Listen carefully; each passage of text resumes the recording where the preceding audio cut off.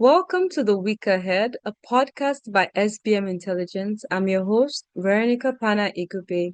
Every Friday, we explore stories that are shaping our continent. The World Health Organization has declared that an Ebola outbreak in the Democratic Republic of Congo is under control. However, Rwanda has tightened border measures as a precaution. How should countries balance health security with trade and movement during outbreak responses? Cocoa farmers in Côte d'Ivoire are protesting over payments, while a farmers group is also demanding an audit of the country's Cocoa Regulation Council over concerns about transparency. What steps should be taken to ensure fair pricing and accountability in the cocoa industry? INEC has closed the window for political defections, while Oyo State Governor Seyi Makinde has declared his presidential ambition, adding to the growing list of strong contenders ahead of the next election cycle. What political outcomes should Nigeria expect from this increasing competitive race? Joining us today for further insight is Samuel Atiku. Welcome, Samuel, to the podcast. Thank you, Veronica, for having me on the podcast. It's always a pleasure. We're starting our first story with the Ebola outbreak, which the Democratic Republic of Congo is facing. I mean, the World Health Organization has said that it's under control, but we all know that, especially with diseases such as Ebola and COVID, we know that it can spread pretty fast. We have seen Rwanda take active, would I say active, immediate measures by closing their border. But the conversation, I mean, what do you think? How can countries balance health security, but still ensure that there's trade movement, especially during outbreak responses? Yeah, I think it's how do I start now? I think just to answer, go straight into the meat of the issue. And picking up lessons that we've learned during the COVID pandemic, and then even before the COVID pandemic, we had incident where there was Ebola in West Africa that killed a lot of people. And remember, the nurse that gave her life to save millions of Nigerians. It's unfortunate that we still do not elevate people of that sacrificed their life, and in an attempt to actually protect, I'll call it the steaming population of Nigeria. And we know what would have happened without our taking those actions. But that said, if you remember, the lessons are there. The first thing is the proportionate border control. We ensure that we're screening, we make sure that there are strong referral systems, especially when people come into the country, you want to know where they've gone and all those things. You screen them before they come into the country. And then even when they are in the country, there's a referral system to quickly identify them. We know during COVID era, there was air declaration where you have to declare even before you come in. And then even when you come in also, you have to declare, you have to be responsible. Um, so all those things are things that the lessons are still very much with us. It's 6 years ago, if you look back, when COVID actually nearly, well, it did not nearly grounded the entire economy of the world.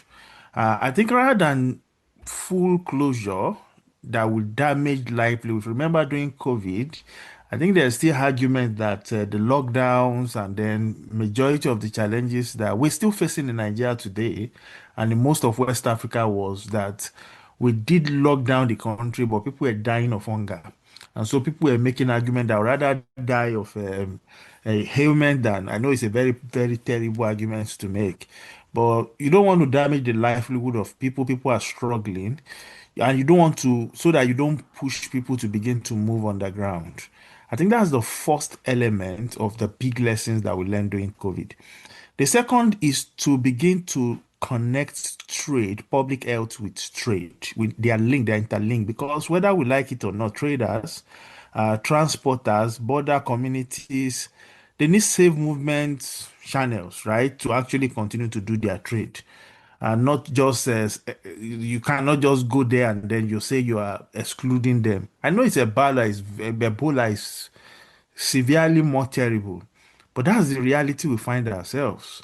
We need to remember this. The third lessons during COVID was that cross-border surveillance is critical, and we see it already playing out. You see DRC, you see Rwanda, the neighboring states, how they are sharing case alerts, how they were doing contact tracing together, how they are doing laboratory confirmation together.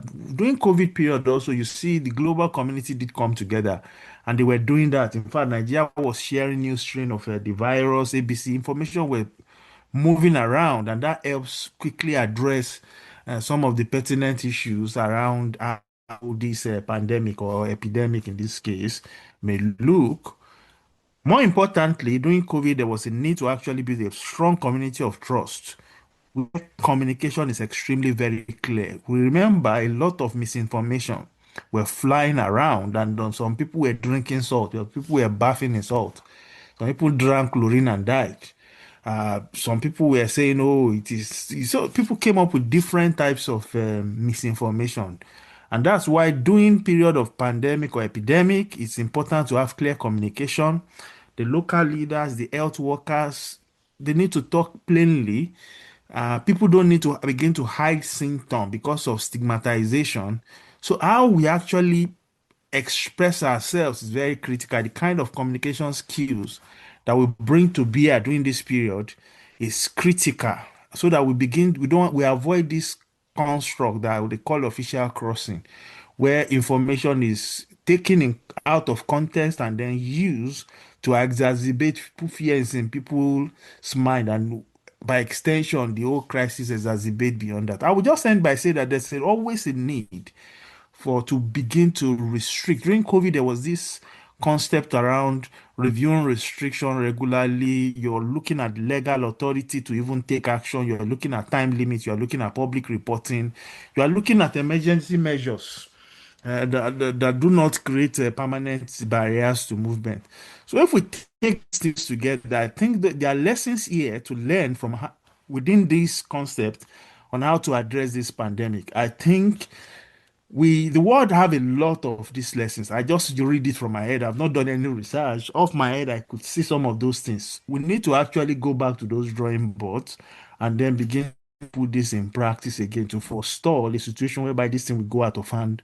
And then unwittingly and unnecessarily, you'll begin to see people die needlessly. I mean, I totally agree with you that communication is very key. And just like you stated, when we saw during the COVID-19 pandemic, there was a lot of misinformation. People were having their baths with salt. And it's really important that key government agencies in charge of, responding to outbreaks like this, ensure that they put out the right information, just like we saw in Nigeria during the COVID-19 as well. And we've been seeing the information as well being passed about the Ebola from the National Orientation Agency as well, raising awareness within Nigeria. Let's move over to our second story where we're seeing cocoa farmers are protesting over payments in Côte d'Ivoire.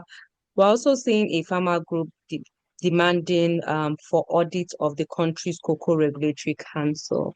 I know that cocoa is a large export in this country, and we don't want to see situations where there's protests for payment, what do you think brought about this conflict? How do you think that the government can respond quickly to ensure that it doesn't affect the money coming into the country as well, and affect local farmers, which is really, really important? And what steps do you think the government can take just to ensure that there's fair pricing, there's accountability as well for the regulators in the cocoa industry? Yeah, I think it's a big question. I think I will start from the regulatory part itself. That's the Cocoa Regulatory Council. I have always known them the CRC. The challenge is, how will I call it? Again, so that I don't begin to lay claims to something I cannot substantiate here. I think let me temper this slightly.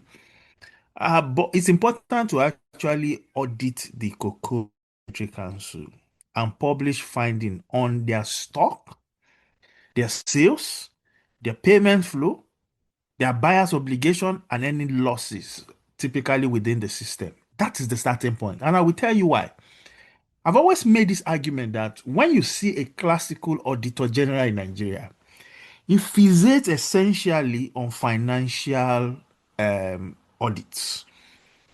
He looks at books and then typically say, oh, this should not have been reconciled here. You go and do reconciliation, you do P&L, you do balance sheet. That's what they do. And they typically look at everything from the narrow focus of finance. But the world goes beyond finance. There's compliance, there's performance. And that's why I've been a strong advocate of compliance audits. Most of the institutions you have in Nigeria and across Africa, the reason why we have weak institutions is because we don't really look closely at compliance audits.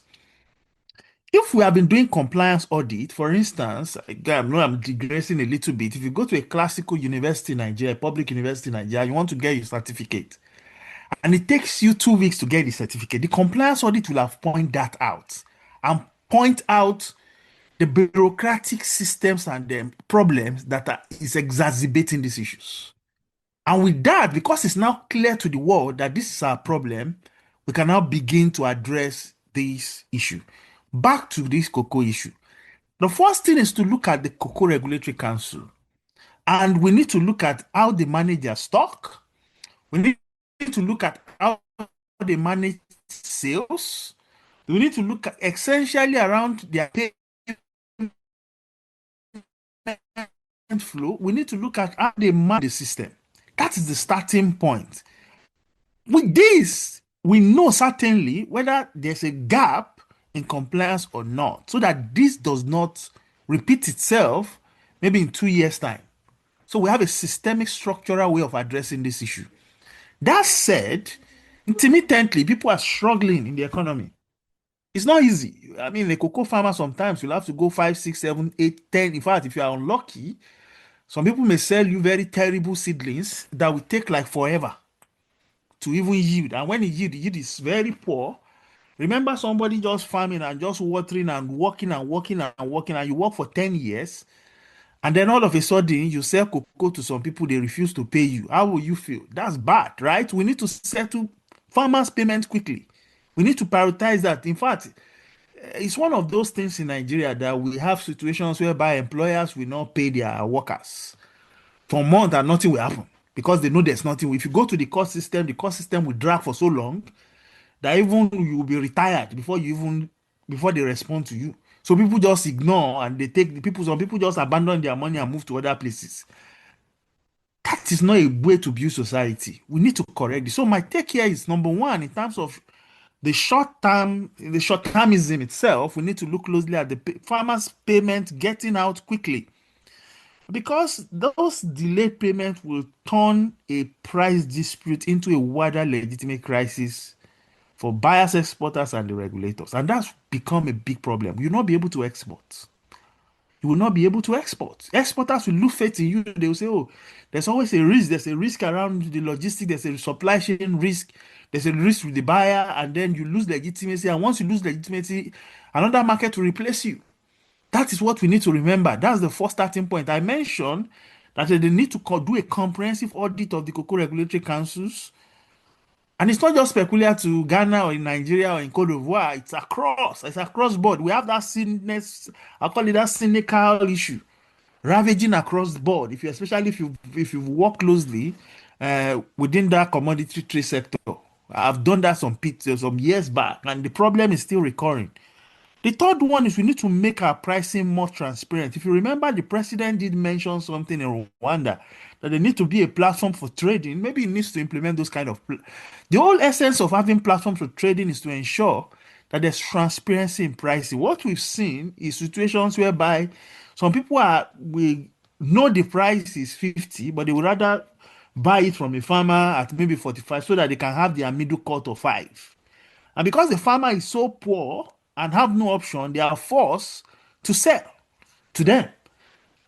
And then because the farmers also need to make ends meet, some of them will put stones into this cocoa product to increase the weight. We know how this thing goes. Some of them will put very soft sand into it, and then it creates a lot of issues. So we need to look closely at how do we make prices very transparent so that farmers can see how global market, right? Or global prices, exchange rates, export contracts, and then regulatory deductions are being formulated straight on the platform, and so that you can make informed decision. That is my third point here. The fourth point I will make is that we need to strengthen our farmers' bargaining power. And the way you do that is through cooperative. And so, I know we talk so much about cooperative, but the kind of cooperative we run in Nigeria is more like associations, networks, really not cooperative. Cooperatives are more closely bound. We need to improve access to finance, which is weak, especially when it go to farmer. In fact, farmers typically people don't even look at their face when it comes to finance. And then we need to have this direct representation in price discussion. We need to ensure that farmers are there when you are negotiating this conversation. I will end by saying that there's a need, whether we like it or not, to have a wholesome look at the value chain around our commodity, not just cocoa, across board, especially around farming, to ensure that there's accountability. It's not just about giving farmers information. We must ensure that farmers themselves have voice, and then by extension, there's also the audit teeth. That means there's a teeth, there's a regulatory teeth waiting to actually bite people that are actually trying to manipulate the system. I've done a research around the contingency liability. I mean, the contingency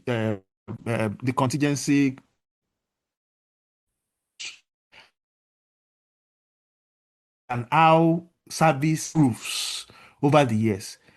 You must give three things. One, information must be shared. Two, there must be a voice for the people living the service related issues. That is, the farmers must have voice. And the third thing is that you have to have strong audit institution. That's how to build institution. So I will say that yes, we need to look closely at our regulators, the exporters, the warehouse operators, the banks, the intermediaries, the farmers themselves, as a whole awesome value chain thing, and then we need to build those accountability principle. Remember, information, making sure everybody's seeing the price, everybody's seeing the same information at the same time. There's no insider trading. Two, there must be voice. Everybody's on the table to make sure we can share our challenges so that we don't go beside our back and then with someone. And then more importantly, there must be the regulatory cheats, audit systems that penalizes, not just back. I know most audits in Nigeria just back. We need an audit system that penalizes. If you do this one, this is what it will lead to.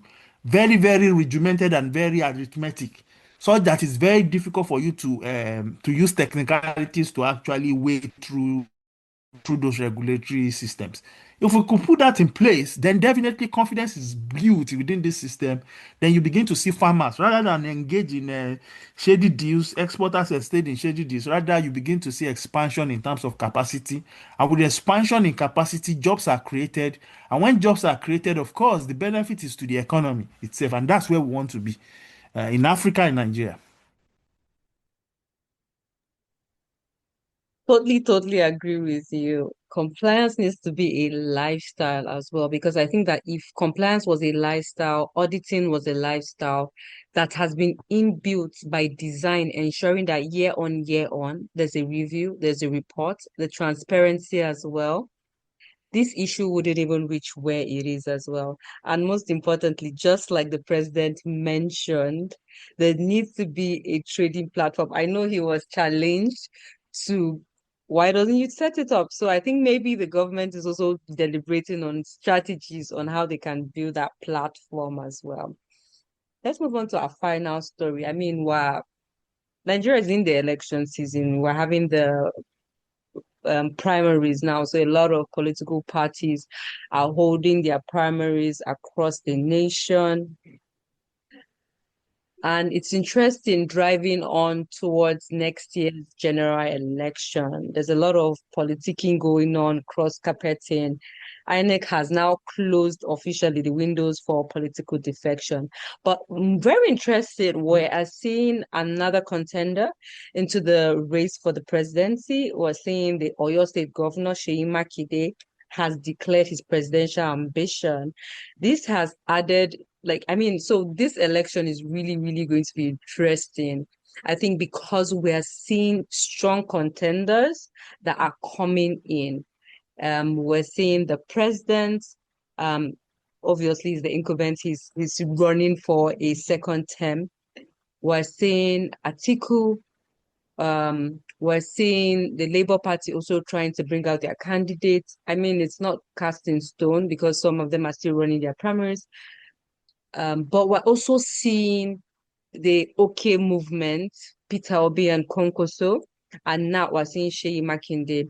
We're also hearing rumors of former President Jonathan coming into the race. I know there's a court case presently and there's a hearing, I think a date has been set to hear whether he's eligible or not to run. So I feel like next year's election, especially for the presidential, is going to be tough. We're seeing strong contenders coming into the race. What are your thoughts on this? Do you think that this next year's election is going to be really, really strong? Do you think there are chances of these contenders, are they going to be able to take out the incumbents as we're seeing now? Just your thoughts on that. I mean, the election is here again. I mean, it's one of those things that you sit down, you try to reflect, and then you think through whether the direction of travel is positive or whether we have bumps around the way, or maybe we're even moving in the wrong direction. I think the first thing we've seen is lack of a democracy, right, across party lines. Um, well, when I say democracy, I'm not saying democracy does not exist, but I'm saying it loosely within the concept of the fact that the primaries are not transparent enough. Uh, I mean, you see people with gray hair calling their friend, age mate, father, just because they want to get elected. It's sad, to say the least. But the key thing again, reinforcing the fact that the election system we're running, especially at the primary level, is the starting point that builds up into the general election. It's always chaotic. Why can't we have a proper primaries at the local level? Now, if we are taking a clue from the US, where the state electoral body is responsible for conducting primaries across board, to ensure that there's no bias, maybe we need to take some clue from there. But that's the first big lessons that we can draw from this. The second thing is the coalition building. You talked about the coalition building. Coalition building is very good within democracy, and we see it building, and then of course we expect that more and more will come through. Um, if you're saying your closure of defection window uh, is now, what do you think happens next? What will happen next is that if you feel that they shut you out of the party, what do? You go and form, I'll call alliance. You form, build coalition. You insert yourself inside coalitions, or you stay within your political establishment just to reinforce your political power. So, in terms of, I think what you're saying is that in terms of the political outcome that we should be seeing, I won't call that an outcome. I'll call it actually we could call it an intermediate outcome. But the intermediate outcome is simple. We begin to see coalitions actually begin to form around certain candidates, maybe three, maybe four, depending. But that's what we will most likely see. The second thing we've seen is the crowded early race that we're seeing. All we're seeing is that aspirants are declaring it's so crowded that you struggle to know what's going on. As we begin to move towards the election, you begin to see that those things become very narrow as the big money bag. You remember the elections begin to take its structure, and then serious contenders begin to separate themselves from aspirants that want to use the political system to gain favoritism in future. We all know that that's how it works. You want to be known by party primaries so that you'll be noticed. So that maybe when they are appointing ministers or they are selecting chairmen or they are sharing contracts, you get a hit from that. So that's what we will see. I think Makide's entry could reshape the opposition calculation, especially if he can combine the Southwest visibility with his broader national acceptability. I doubt it anyway. I don't think he's that popular nationally. But for him to come into the free, essentially, it throws a new dimension to the entire political calculation, especially around the year, and then the implication for people who has mapped out their pathway to victory, being Oyo being one of them. That changes the whole equation. Because if he's embedded within Oyo State, he may decide to hold Oyo to himself, and that could limit other people's pathway to victory. But so what you will most likely see is you begin to see another coalition building. Try a lot of talks and a lot of cajoling to get him on board. I think that's what he's using it for. I'm not sure whether he's really interested in going all out to become the president and whether he has even the capacity and then, of course, the coalition enough to be able to pull that off. I mean, I sound corrected, but I suspect that's the direction of travel. In terms of party primaries, yeah, what you're seeing is that it's being contested, whether we like it or not. So you begin to see the courts. In fact, if you are a lawyer now, I know your file that have been gathering dust will begin to shine. Your shoes will begin to shine. So what you will see most likely is that lawyers' suit will become blacker, right? It will be looking dark. Their wig, they will change their wig this time around. It will look more sharper. Then you hear a lot of grammar on TV, on radio. People want to showcase themselves. I'm a smart lawyer. So you see all those posturing because the party primaries will most likely trigger a lot of contest. Since whether we like it or not, aspirants, I mean, the way the political system is designed, it's not very clear, it's not very transparent. So people want to observe. You see a lot of things around. Oh, this person did not have certificate. This person did not do NYSC. That whole conversation we shake and shake everything until the primaries is done, and then the presidential candidate is elected, and then we go into real campaign. And even at that, you will still see all those things, although it begins to wind down as we move towards the election. My take here is that I'm far more concerned about the cost of living, which should be at the heart of our conversation. Unfortunately, people are not even talking about it. I mean, the last thing we could see 30,000 naira to get a pot of jollof. That should be at the heart of our political discourse today. The cost of living. How do we bring it down? It's not about me knowing. I know Peter Obi. I don't know Peter Obi. I know Atiku. I don't know Atiku. Is Makinde. Is Tinubu. All those conversations all wind around the cost of living. People are struggling. How do this political work move in the direction of helping elevate and lower the extreme cost that people are going through just to live? That's the first thing. There's massive insecurity. You could see it going up, beheading of people's head, and nobody seems to care. I mean, we normalize insecurity in Nigeria. That's sad. So the question is that how do we address this insecurity issue? That should be at the heart of our conversation. Elite credibility itself is withering down very fast, and institution trust is disappearing. People don't trust the police. You could see it in the Southwest. A non-state actor is saying, I will recruit 50,000 people. You begin to hear very, very salient and very sick conversation. I know people will say, what am I talking about? If you are in a state and you're paying your tax to the state to secure you and they are telling you they can't secure you, it shows clearly that this institution of state is breaking down.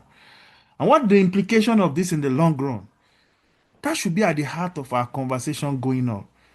Um, yeah, so I care less about the party machineries. I care about more about those salient issues, the cost of living crisis that we are encountering in Nigeria, the insecurity, and then the institutional trust that are broken down. We need to build those three things as quick as possible.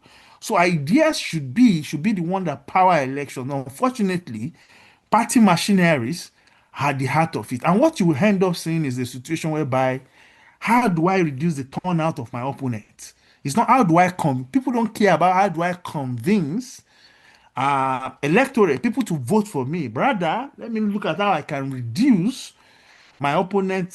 How do I reduce turnout in the strong pole of my opponent? And those stronghold is built around ethnicity, around religion, which weakens the whole concept of how do we address our peculiar problem. I will end with this. If you look closely at Nigeria, The last 50 years, I mean, I know I don't want to go down lane. If you look at it, look closely at the society we live in, what you will notice is that maybe aside from Abuja, right, that you have a little bit of sanity in terms of how cities are constructed. You see that most of our cities, most of our streets are not even livable.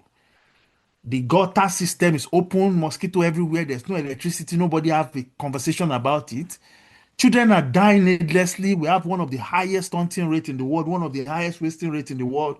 Malnourishment is at the highest level. People are dying because they cannot afford as low as $6 routine immunization, and people are dying needlessly. People seems not to care about that. If you look at the road, they've broken down. We don't even have an efficient transportation system to convey our children to school. Even when they go to school, there's no security to protect them because kidnappers could come in and wipe them off. And then you go up again. So for a child in Nigeria, the life is already miserable for the child.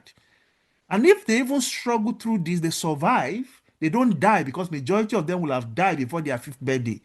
They go through the entire schooling system, which is chaotic because I remember no mass teacher in most schools. Most schools are not having teachers.